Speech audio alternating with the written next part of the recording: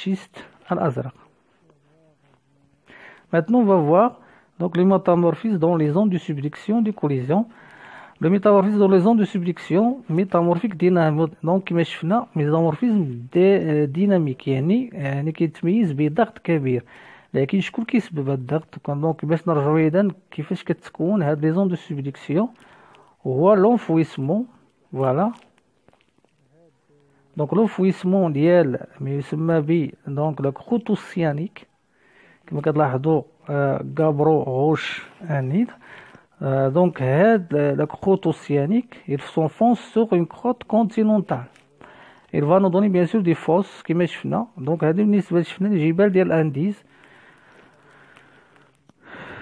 Le métamorphisme dans la zone de subduction. On va voir la subduction. Dans les zones de subduction, les roches de la lithosphère océanique qui s'enfoncent sous la lithosphère continentale subissent une forte augmentation de la pression et relativement une faible augmentation de la température. Et هنا كما كتلاحظوا إذا بجهة القوة donc داك la force d'enfouissement ديال هاد داك croûte océanique. il donne une grande pression. يعني كيكون واحد الضغط كبير بهذا الدخول ديال ولا هذا l'enfouissement ديال هاد الكروت اوسيانيك. alors qu'est-ce qui va se passer? bien sûr c'est au-dessus de l'eau. يعني كيكون تحت الماء ضروري كيكون الماء اش كيدير الماء اذا الماء كيزي برد اذا. دونك شي باش كنلاحظوا ان القوة ديال الضغط كبيرة لكن درجة الحرارة كتكون منخفضة مقارنة مع بلايص اخرين. داكشي باش هضرنا هنايا بزاف على الماء. اشنو كنلاحظوا هاد المنطقة هنا كتكون ديزيدراتاسيون. دونك ديزيدراتاسيون دونك 4 هاد الأوجه 4 ديال الأوجه فانو دوني بيان سور 8 تيتر يعني 4 ديال 8 ديال الأوجه. داكشي باش سميناه الى ميتاغابرو تيب دو شيست فير يتسمى غوش ادغاطي. يعني كيكون الماء كيكون اذا الماء كيدخل في التركيبه ديال لاغوش. كتوقع ديزيدراتاسيون. حنا هابطين اذا كيهبط اذا هذا لونفوسمون كيخرج الماء اذا. كل ما اذا هبطنا لونفوسمون اش غادي يوقع؟ الماء غادي يبقى يسيشاب غادي يبقى يخرج الماء. دونك يعطينا من بعد ميتاغابرو دو شيست بلو. هنا شيست فيغ هذا شيست بلو. لكن دونك دي غوش اونكور دو ديزيدراتاسيون. يعني هاد لي غوش هادو كيبقى يتحيد لهم الماء. كيوقع عاوتاني ديزيدراتاسيون باش يعطيونا في اخر المطاف لي زيكلوجيت. دونك هاد لي زيكلوتيس كيكونوا ديزيدراتي يعني كيكون محيد لهم الماء. اذا علاش؟ كل ما هبطنا اذا وقع لونفونسمون اذا وكل ما بعدنا اذا على لا سورفاس دول. شنو كيوقع بجهه هاد القوه اذا لا سوبستيون. دونك هادو بعدا سو سون لي زوزوتيرم كما كتلاحظوا هنايا كيكون كبير 1000 دوغري كيمشيو كيهبطوا. دونك اذا تبعنا هذا الخط هذا غادي نلقاو بانه كينخفض كما لاحظنا. علاش؟ لانه وجود لحقاش تكون كونفونسمون كيكون الماء. الو شنو كيوقع بهذه القوه ديال الضغط؟ كيوقع ما يسمى فيزيون بارسيال دي بيرودوتيت. دونك غادي شنو غادي يوقع؟ فيزيون هذا البيرودوتيت اللي كيكون عندنا هنا كيوقع له ذوبان جزئي.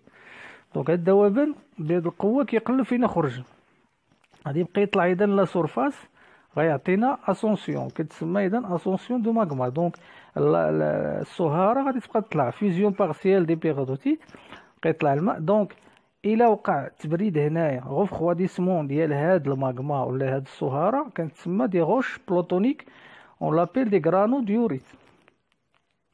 فوالا هاد غرانو ديوريت. لكن اون فوا غادي يوقع لو فولكانيزم اكسبلوزي الا خرج اذا لا سورفاس غادي يوقع له ريفرواديسمون اللي هو غابيد ولا تبريد اللي هو سريع. غادي يعطينا دي غوش فولكانيك اللي كيتسموا لونديزيت ريوليت.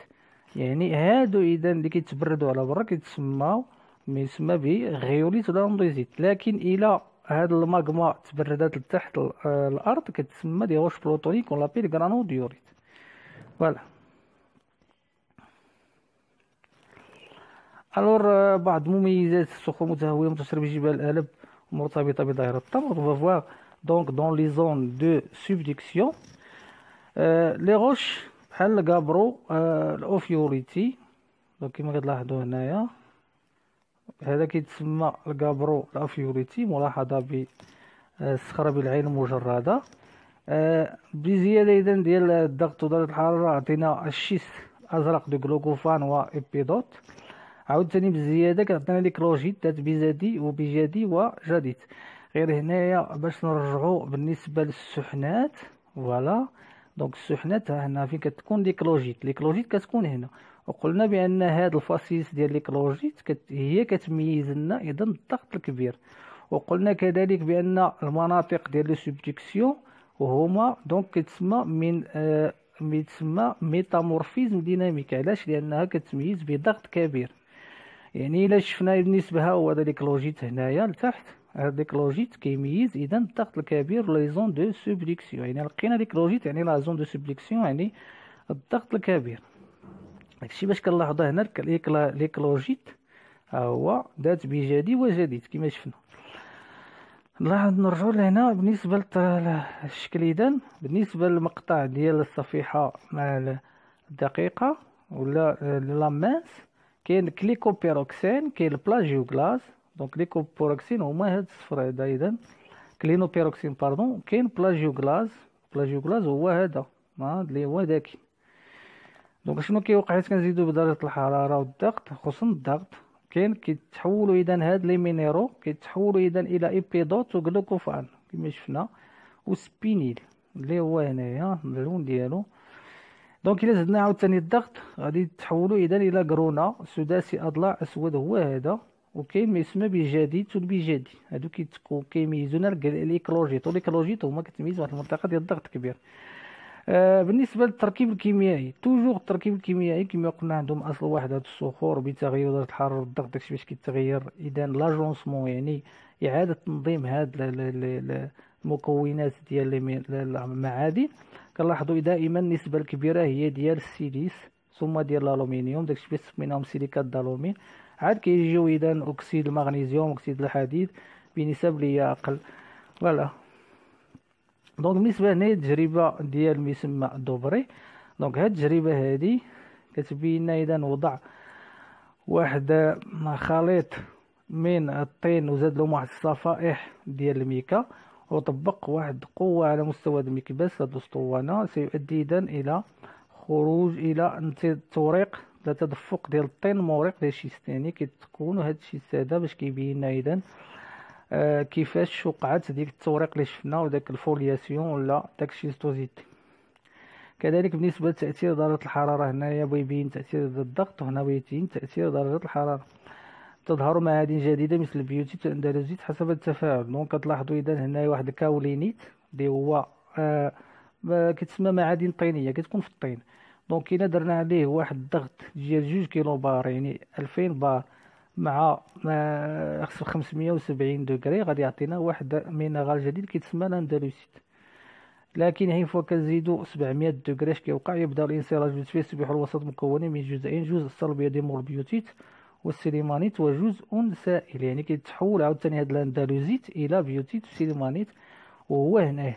دونك شنو كتلاحظوا هنايا التجربه اللي دار؟ دونك الكاولينيت غادي يكون هو هذا كيتلقاش كيتسمى معادن طينيه ديت مينيرال جيلو. اشنو دار هو؟ زاد درجه الضغط.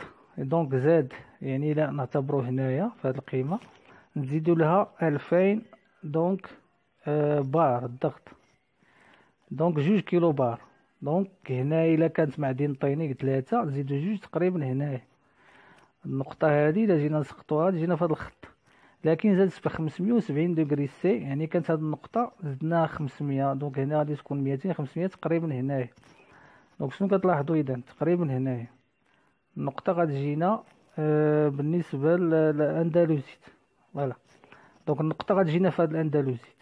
علاش؟ لانه زاد في الضغط وزاد درجه الحراره غادي تجينا في الاندلوزيت. دونك هاد النقطه هذه اللي الاندلوزيت زدنا لها تقريبا 570 غنزيدو لها باش تولي 700 تقريبا هي 130. دونك الا زاد 130 ديال درجه الحراره وبقات في الضغط ولا ثابت، ثبت الضغط لكن زاد درجه الحراره غتجينا فين؟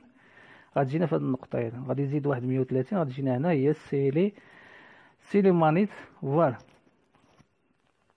لي دار النقطه دونك هنايا في او بي. دونك تأثير الضغط والحرارة. تجربة ريتشاردسون ومعاونه أخضع هؤلاء الباحثون عينات من خليط سيليكات الألومنيوم درجة الحرارة والضغط مرتفعين متغيرين، فاستطاعوا تحديد مجال استقرار المعادن الثلاث الأندلسيت الديستين والسيليمانيت. تمثل الخطوط المستقيمية حدود مجال استقرار كل معدن. يعني هذا الخط وهذا الخط هو خطوط استقرار ديال السيليمانيت، وهذا الخط مع هذا الخط هو استقرار ديال الأندلسيت، وهذا الخط مع هذا الخط هو، وهذا الخط مع هي ديال الديستين. وتعبر الخط الفاصل بين مجالين عن الظروف اللازمة لكي يتم التفاعل العيداني وبالتالي تحول معدن إلى آخر. يعني احنا إلا عطينا هاد الأندلسيت، إلا اعتبرنا هاد الأندلسيت راه إلا زدنا له الضغط والحرارة غيطيح نفس السيليمانيت. بالنسبة للديستين راه إلا زدنا له الضغط زدنا له الحرارة مع الضغط غيطيحنا في السيليمانيت، وهكذا. فوالا. يعني بالنسبة لهذا المبيان هذا كيبين إذن أنه تغير درجة الحرارة مع التغير ديال الضغط بالكيلوبار مع داك دونك بالنسبة للعمق. دونك هنا مفهوم ديال المعادن مؤشر لكن مع المتتالية، دونك لا سيري ميتامورفيك. دونك شنو كتلاحظوا هنايا؟ عندنا الطين دونك وكيتسمى طين الوميني، سيليكات مميهة، طين حديد مغنيزي. دونك شنو كنلاحظوا الا خدينا واحد الطين الوميني، دونك الالومنيوم. بالنسبه للشيست، الشيست غادي نلقاو فيه اذا واحد المعدن سميتو سيريسيت. الا زدنا دونك كما كتلاحظوا التحول متزايد، دونك الضغط ودرجه الحراره غادي تتحول الى موسكوفيت، وموسكوفيت كتميز لنا الميكاشيست. لكن الموسكوفيت دونك الا زدنا له الضغط والحراره يمكن ليه يتحول الاندلسيت في واحد القنايس، ويمكن ليه يتحول في السبات بوتاسي. يمكن له يعطينا اندلسيت مع فيلسبات بوتاسي. لكن اذا كانت السيليكات مميهه وغنيه بالكالسيوم شنو غادي يعطينا؟ اذا هاد الطين الوميني غيعطينا دونك البي جي دي اذا زدنا درجه الحراره والضغط. كذلك الى عندنا طين حديد مغنيزي، فوالا، دونك غيعطينا اذا بالنسبه للشيست غادي يكون غني بالكلوريت، لكن زدنا له الضغط ودرجه الحراره غادي يعطينا البيوتيت. فوالا. دونك هنا اذا التغيرات اللي كتوقع بالنسبه للمعادن. دونك الى عندنا واحد الطين اللي هو بهاد الخصائص كما كتلاحظوا هنا. دونك صفيحه دقيقه لبازالت محيطي قديم تظهر تحول الجلوكوفان اللي هو هذا بالاحمر الى اكتينوت، وهو كيتسمى بالانفيبول الاخضر. دونك الجوانب كما كتلاحظوا عطانا هذا الشكل. دونك بالنسبه لشحن التحول وفاسيس دو ميتامورفيزم حسب ظروف الضغط ودرجه الحراره،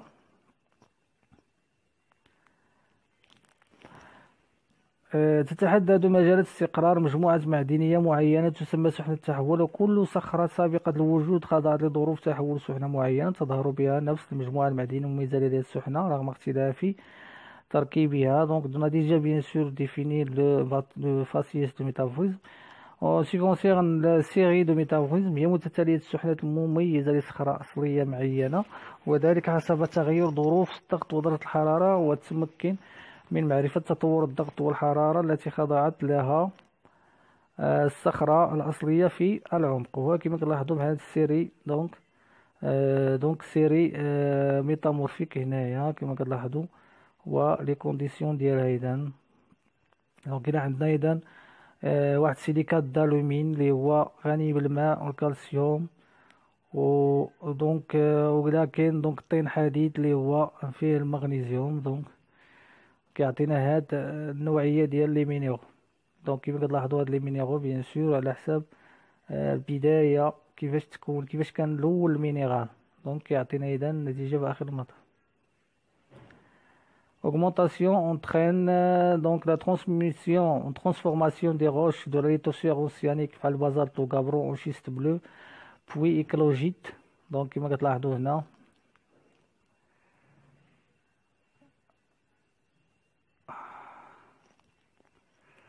فوالا، هنا كما كتلاحظوا éclogite. Caractérisé par le grenat et la gidite qui se forment dans des conditions de forte pression de moyenne température. Dans ce cas, on parle de métamorphisme dynamique.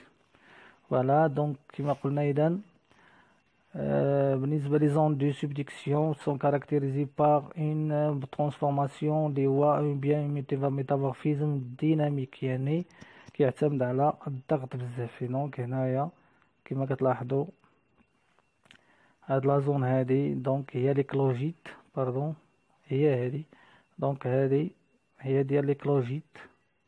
شنو كتلاحظوا هنايا الا جينا نسقطوها كنسقطو تقريبا 1200 ميغا باسكال.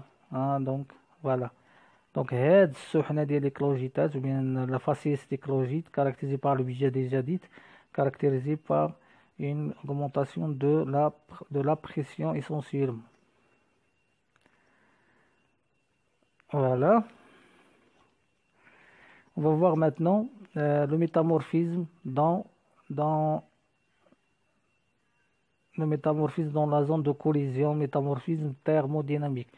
يعني في la zone ديال التصادم donc ديال la collision on a une métamorphisme اللي هو تحول اللي هو thermodynamique أو دينامي حراري. Dans la zone de collision les roches lithosphériques continentales et les roches de complexe scophiolitique subissent une forte augmentation de la pression de la température et se transforment en schiste vert puis en amphibolite, corbe 2, caractérisés par le dystène et les sélémanites qui se forment dans des conditions de pression de température moyenne à forte. Dans ce cas, on parle de métamorphisme thermodynamique. Voilà, donc, كما كتلاحظوا هنايا donc la deuxième courbe كما كتلاحظوا donc c'est là. Voilà, c'est deuxième courbe. Donc c'est métamorphisme thermodynamique. Voilà. Donc علاش لأنه كيكون توازن donc c'est un équilibre entre la température et la pression. La première courbe bien sûr c'est là on a parlé de métamorphisme dynamique. Il va avoir bien sûr le faciès اللي قلنا هنايا ديال لي زيكلوجيت. هنايا كيكون donc moyen de température et de pression. On parle de métamorphisme thermodynamique. Moyen pression, moins température. Voilà هنايا haute pression, bas température. Et هنايا donc métamorphisme thermique كيكون bas pression et haute température.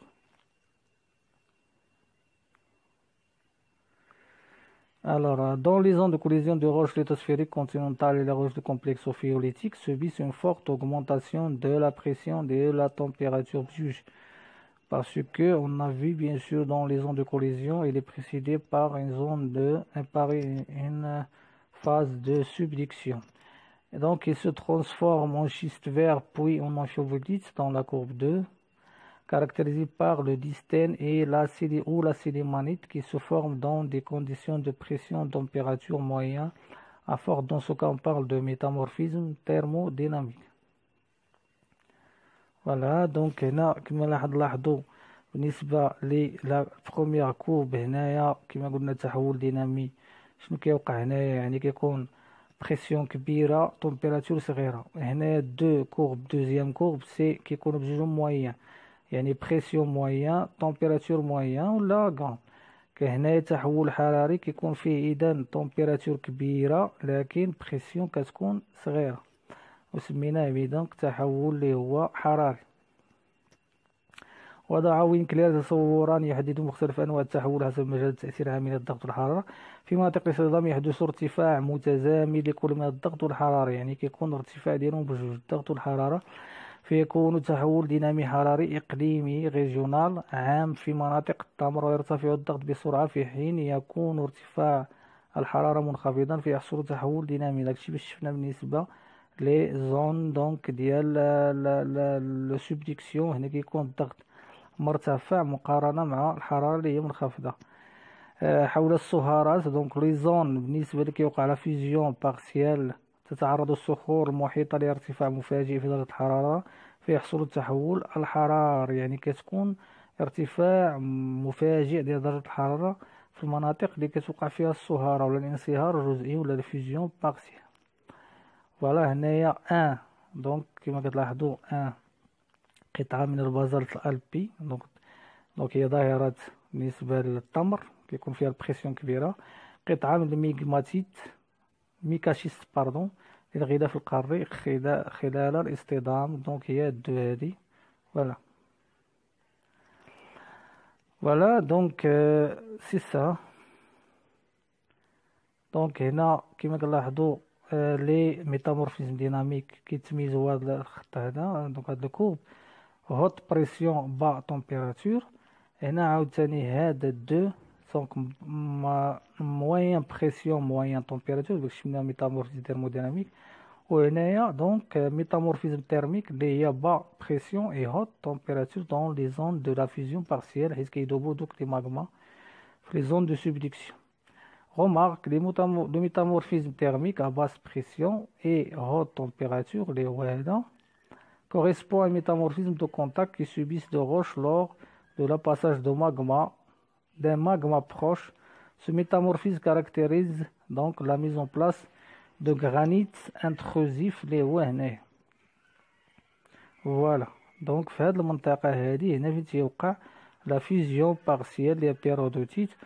وهنا كيكون بالنسبة لسميتو دونك الميتامورفيزم تيرميك. فوالا الميتامورفيزم تيرميك. وقلنا هنايا تيوقع لو ميتامورفيزم اللي هو ديال السبدكسيون اللي كيكون فيها لا بريسيون كبيرة لكن التمبيراتور كتكون صغيرة. علاش؟ لأن وجود الماء هنايا تينقص من درجة الحرارة. فوالا هنا كما كنلاحظوا بالنسبة للتحول في مناطق التمر، دونك كما كتلاحظوا هنايا درجة الحرارة القوى اللي كتكون هنايا كاين ضغط الكتلة الصخرية دونك ديال الكونتينونتال، الطبقات الصخرية كتعطي واحد القوة بالجاذبية ديالها. كاين عاوتاني ضغط القوى التكتونية الانضغاطية، يعني هذا كيدفع من هنا وهذا كيدفع من هنا، هاد الزون ديال الاصطدام، لكن راه سابقة بواحد ديال التمر بعدا قبل. كذلك التوازن الضغطي إذن هنايا تيوقع من التحت إذن. علاش؟ لأنه كينحاصر هذاك التمر تم انحصاره وبالتالي كيوقع توازن، دونك هنا كيدفع من التحت ومن فوق. فوالا هنا بالنسبة لظروف التحول في مناطق التمر، تحول مناطق التمر هو تحول قلنا دينامي، لأنه شنو كتلاحظوا شيست فيغ كيعطينا شيست اللي هو بلو كيعطينا إيكلوجيت، ودائما حيت تشوفوا الإيكلوجيت يعني راه الضغط كبير جدا. وهاد المناطق هنايا كيوقع ما يسمى بالتحول اللي هو داك التحول اللي هو تيرميك، دونك ميتامورفيزم تيرميك. الور سي بيان، دونك on a terminé bien sûr le métamorphisme. À la prochaine.